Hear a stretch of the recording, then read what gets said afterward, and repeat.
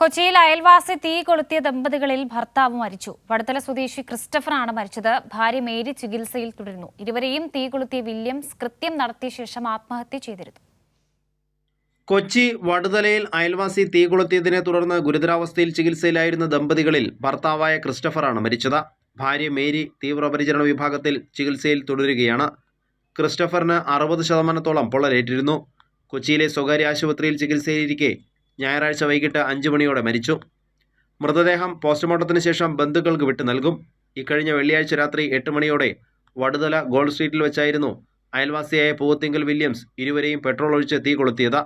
സ്കൂട്ടറിൽ വീട്ടിലേക്ക് പോവുകയായിരുന്ന ദമ്പതികളെ തടഞ്ഞു നിർത്തിയായിരുന്നു ആക്രമണം. കൃത്യം നടത്തിയതിനു പിന്നാലെ വില്യംസ് ആത്മഹത്യ ചെയ്തിരുന്നു.